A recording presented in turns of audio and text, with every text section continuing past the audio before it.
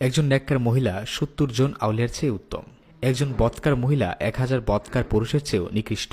একজন গর্ভবতী মহিলার ২ রাকাত নামাজ গর্ভহীন মহিলার ৭০ রাকাত নামাজের চেয়ে উত্তম।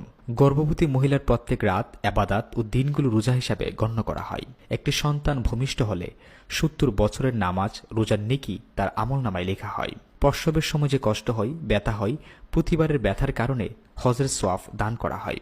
সন্তান প্রসবের ৪০ দিনের মধ্যে মারা গেলে তাকে শাহাদাতের মর্যাদা দান করা হয়। যে মহিলা বাচ্চাকে দুধ পান করান তিনি প্রতি ফোঁটা দুধের বিনিময়ে একটি নেকি লাভ করেন। যদি বাচ্চা কাঁদে আর মা কোনো প্রকার বদদোয়া না দিয়ে তাকে দুধ পান করান, আল্লাহ তাকে ১ বছরের নামাজ ও ১ বছরের নেকি দান করেন।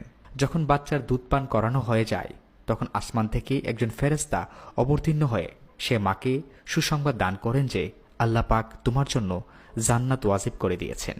যে মহিলা বাচ্চার কান্নার জন্য ঘুমাতে পারেন না তিনি ২০ জন গোলাম আজাদ করার নেকি পান। যে মহিলা তার অসুখের কারণে কষ্ট ভোগ করেন এবং তারপরও সন্তানের সেবা করেন, আল্লাহ পাক ওই মহিলার পেছনের সব গুনাহ মাফ করে দেন এবং ১২ বছরের ইবাদতের সওয়াব দান করেন। স্বামী প্যারাশন হয়ে ঘরে আসলে যে স্ত্রী স্বামীকে খুশ আমেদ বলেন এবং সান্ত্বনা দেয় তিনি জেহাদের অর্ধেক নেকি লাভ করেন। যখন স্বামী স্ত্রী একে অন্যের প্রতি মহব্বতের দৃষ্টিতে থাকান তখন আল্লাহ পাক তাদের প্রতি মহব্বতের দৃষ্টিতে থাকান। যে মহিলা স্বামীকে আল্লাহর রাস্তায় পাঠান ও নিজেকে হেফাজত করেন এবং ঘরে থাকেন তিনি পুরুষের ৫০০ বছর পূর্বে বেহেশতে প্রবেশ করবেন এবং ৭০,০০০ ফেরেশতা তাকে স্বাগত জানাবে এবং তিনি হুরদের নেত্রী হবেন। তাকে বেহেশতে গোসল দেওয়া হবে। সেই ইয়াকুদের ঘোড়ায় সাওয়ার হয়ে স্বামীর জন্য অপেক্ষা করবে। যে স্ত্রী স্বামীর অবাধ্য তার নামাজ ও অন্যান্য ইবাদত আসমানের উপর উঠে না। স্বামী যখন বাহির থেকে ঘরে ফিরে আসে তখন যদি স্ত্রী তাকে খানা খাওয়ান ও স্বামীর অনুপস্থিতিতে কোনো খেয়ানত না করেন তবে আল্লাহ পাক সেই স্ত্রীকে ১২ বছরের নামাজের সওয়াব দান করেন। স্বামী স্ত্রীকে একটি মাসালা শিক্ষা দিলে ৭০ বছরের ইবাদতের সমান সওয়াব পাবেন।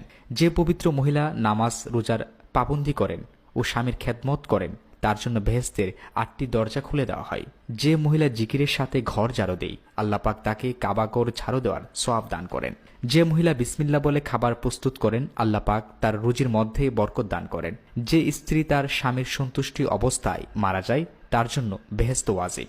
যে মহিলা পর্দা করে না অন্য পুরুষকে নিজের দিকে আকৃষ্ট করে ওই সমস্ত মহিলা বেহেশতে যাবে না, এমনকি বেহেশতের সুঘ্রাণও পাবে না তারা।